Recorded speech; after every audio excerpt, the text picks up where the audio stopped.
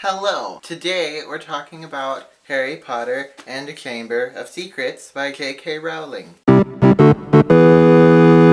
We're finally here. How long has it been since I did my Sorcerer's Stone book talk? A while, like almost 2 years now.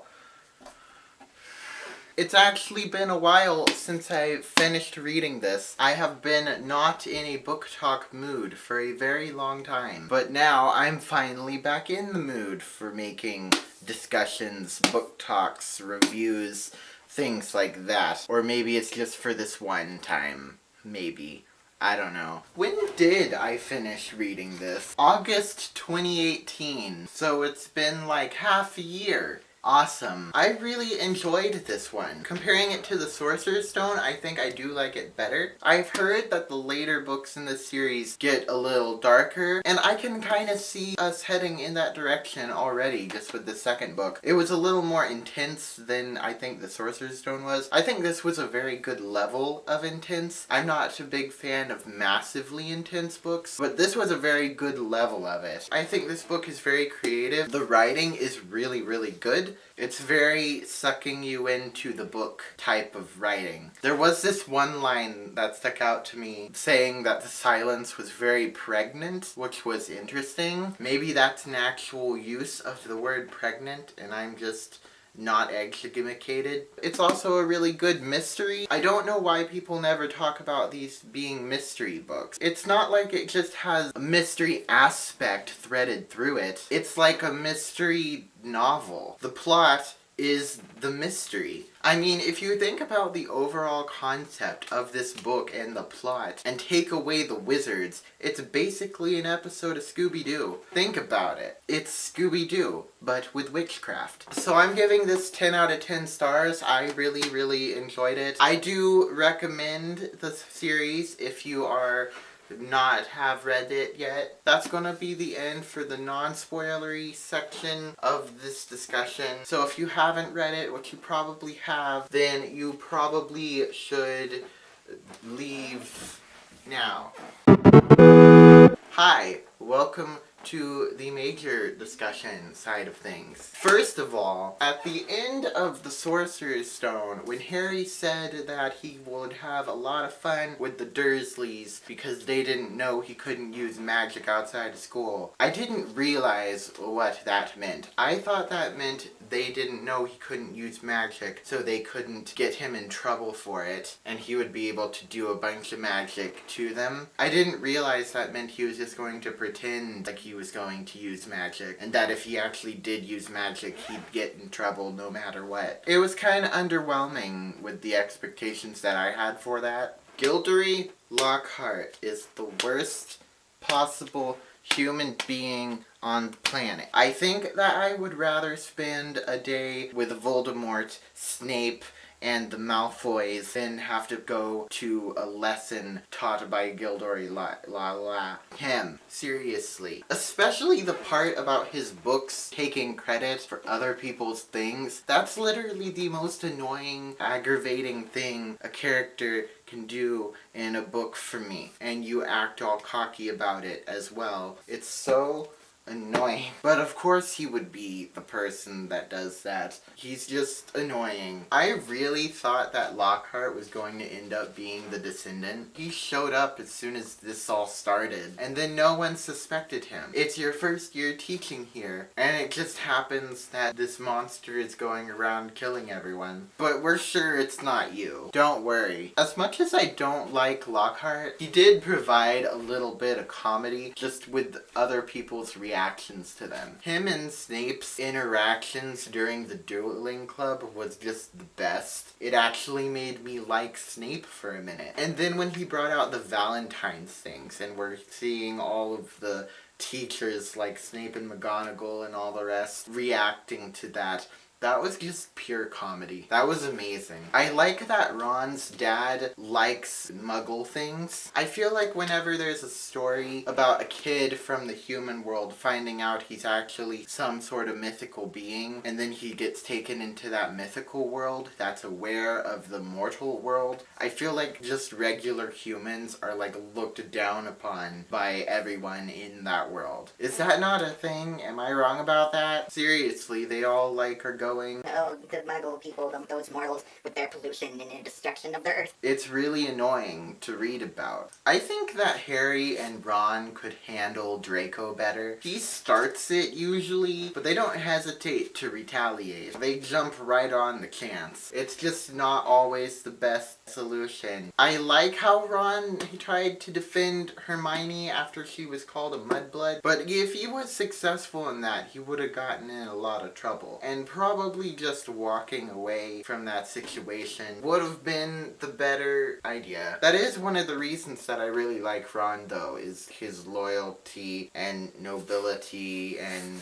stuff towards his friends. Also the diary. When they were fighting over the diary, why didn't they just let him look? It wasn't like it was his actual diary. They both knew that the pages were all blank. Nothing would have come from Draco taking a peek inside. Nothing. And they both knew that, but they made a big scene out of it anyway. The Howler is a pretty good punishment. If you got one of those and opened it in front of your whole school, you would never do anything ever again. Ever. I like how a lot of details came together in this book. Nothing's random in this world. When I read the first book, I thought him talking to that snake was very random. But seeing that it does actually have a purpose and a reason that that happened, and it wasn't just some magical moment that he had for funsies, I thought that was very clever how that was threaded in. And Moaning Myrtle, is it Maple or Myrtle?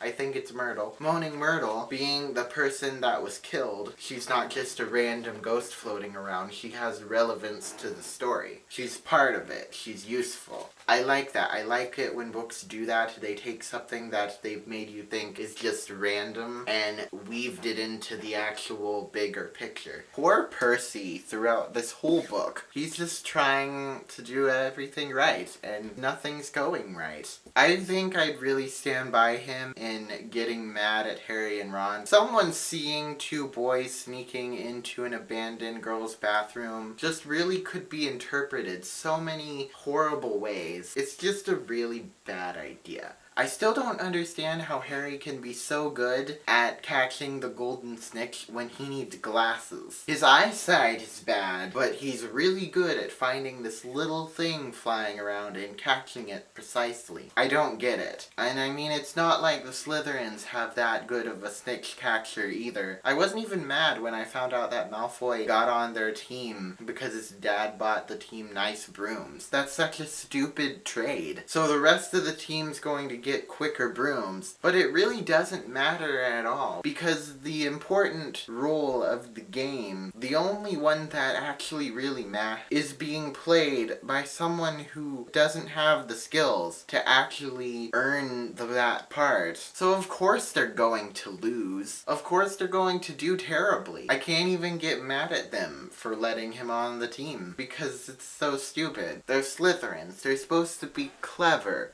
And that's just so not smart. Quidditch is kind of a stupid game overall. Everyone on the team is spending months training and working hard and doing their best, and then in the end it doesn't even matter because someone caught the golden snitch and that basically decided who won. Every time we're in a Quidditch match, I can't help but find it comedic to think about how Harry's here looking for the snitch and the rest of his team and the rest of the other person's team are just flying around battling it out under him, and just none of that under there matters because if he catches the golden snitch, then they're done, basically. It's comedic to have that picture, and to think about that. There's just all of this going on for nothing. So the Slytherins were being not very clever in letting Malfoy join their team, but the Hufflepuffs also felt really out of their stereotypes in this book. I feel like they were the ones that most turned against Harry when they found out he could speak Parseltongue. They were so quick to turn on him. And isn't loyalty like your main trait that you're supposed to have if you're a Hufflepuff? Is that not how that works? I guess there's no reason that they should be specifically loyal to Harry, but it did feel so weird to read about them turning against him so quickly when they're supposed to be so loyal. I like Dumbledore's reason that Harry wasn't like Tom Riddle. You chose to be in Gryffindor. You asked to not be in Slytherin. You have it in you to be evil, but you chose not to be. When he said that, it just seems like it makes so much common sense. I feel like that's my favorite conversation in the book, is that, just for that right there. Although I do feel, if I thought about it a little more, would have some religious issues with it, but I still think it's cool. When the bird burst into flames, I might have been a little surprised by that, or worried that Harry was going to get in a lot of trouble, but I remembered that exact thing happening in an episode of My Little Pony, and so I saw that whole thing coming. My Little Pony probably got that from this. I'm so annoyed that Harry didn't tell Dumbledore about the voices he was hearing, or his suspicions of Malfoy, or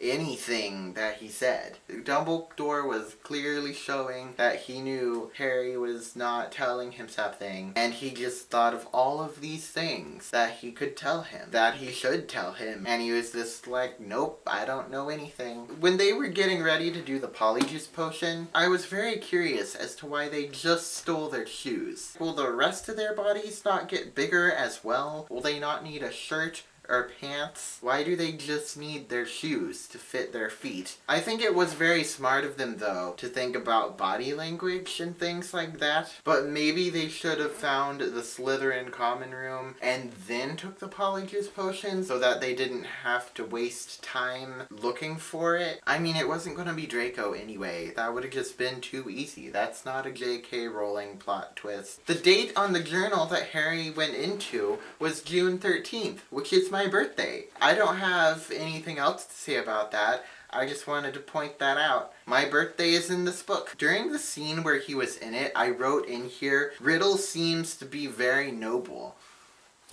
I mean, that was a really good plot twist. I did not see him being the bad guy at all. I just thought he misunderstood something. I definitely didn't see him going to be Voldemort. That was a lot. Why were they so convinced that the person who ransacked their room had to have been a Gryffindor because they're the only ones with the password? They just snuck into the Slytherin common room, didn't they? Why couldn't someone else do that? What is this? When Harry heard the voice again and Hermione ran off to do some research at the library after having an epiphany that she did not elaborate on, I realized two things. One, the monster had to be a snake because only Harry could hear it, and he spoke Parseltongue.